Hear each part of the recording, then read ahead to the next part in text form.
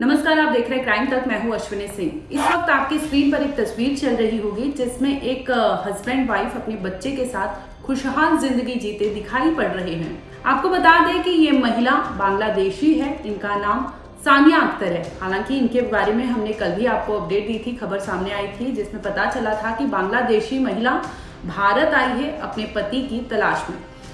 जो तस्वीर दिखाई हमने आपको, इस तस्वीर में इनके पति यानी सानिया अख्तर के पति सौरभ कांत तिवारी दिखाई दे रहे हैं। इसके साथ ही इन दोनों का एक बच्चा भी इनके साथ फोटो में नजर आ रहा होगा। दरअसल सानिया रहने वाली तो बांग्लादेश की है, लेकिन इस वक्त वो भारत में आई है। भारत में इसलिए आई है क्योंकि वो अपने पति सौरभ की तलाश में भारत आई है।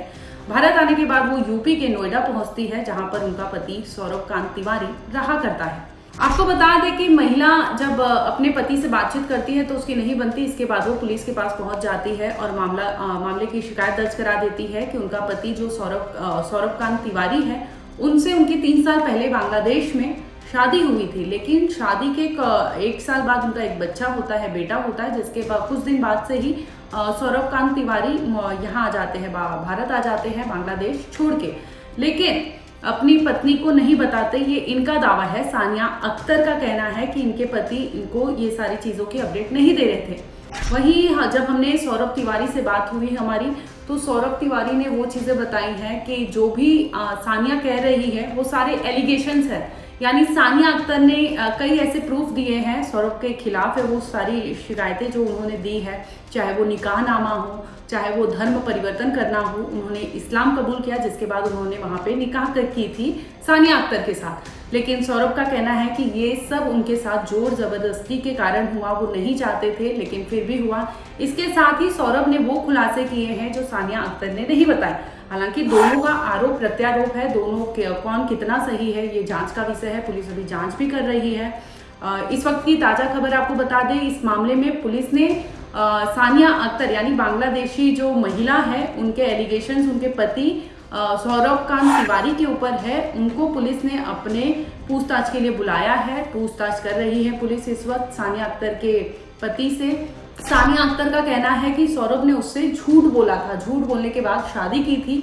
उन्होंने कहा था कि उनकी पत्नी इस दुनिया में नहीं है, जिसके बाद उन्होंने दूसरी निकाह सानिया अख्तर से की थी। सानिया का ये भी कहना है कि बांग्लादेश में सौरभ जो जॉब करते थे, इसी दरमियान उनकी मुलाकात होती है। धीरे धीरे ये दोस्ती इनकी प्यार में तब्दील हो जाती है और प्यार के बाद ये दोनों शादी कर लेते हैं। हालांकि इन दोनों का एक बच्चा भी है, लेकिन सौरभ कांत तिवारी का कहना है कि ये दोनों जो कुछ भी हुआ है वो सब जोर जबरदस्ती के कारण हुआ है, उनकी मर्जी नहीं थी। सौरभ ने ये भी बताया कि मामला अभी बांग्लादेश के कोर्ट में चल रहा है। उन्होंने डाइवोर्स के लिए अर्जी दे दी है, जिसके बाद वो भारत आए थे।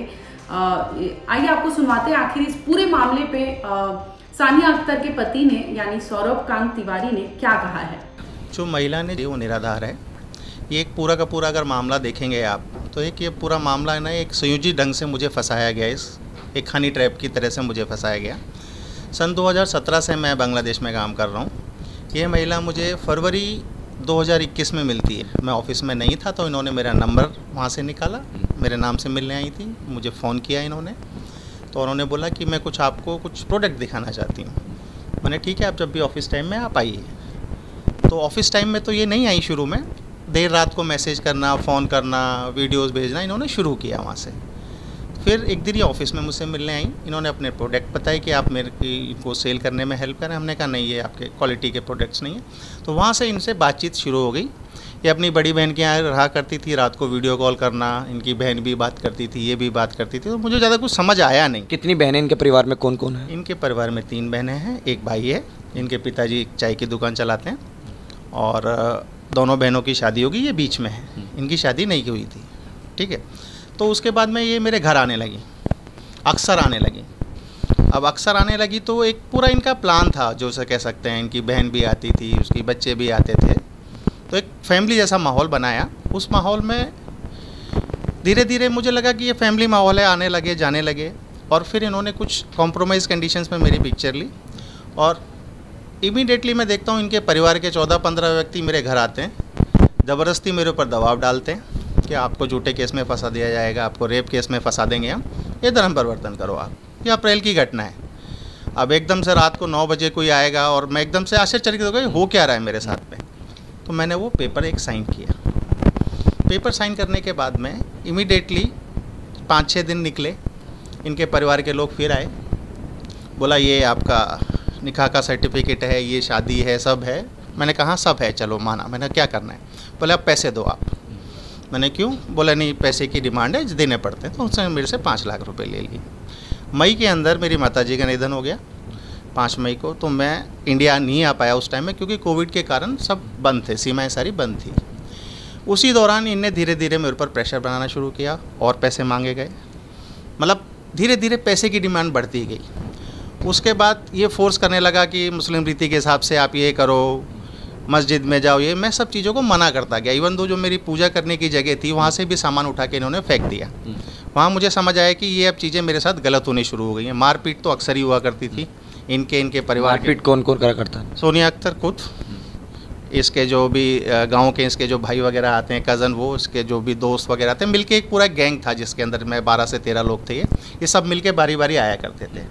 ठीक है, खाना पीना भी इनके हिसाब से होता था, मतलब खाने पीने का भी मेरे को दूसरी जगह व्यवस्था अपनी करनी। हालांकि इन दोनों की कई तस्वीरें सामने आई हैं जिनमें लगातार ये खुशहाल दिखाई दे रहे हैं। भले ही सौरभ कांत तिवारी बोल रहे हों कि उनकी मर्जी के खिलाफ ये शादी हुई थी, लेकिन तस्वीरें झूठ नहीं बोलती। तस्वीरों को देख के ये कहा जा सकता है कि शादी इनकी मर्जी से हो सकती है, हुई हो।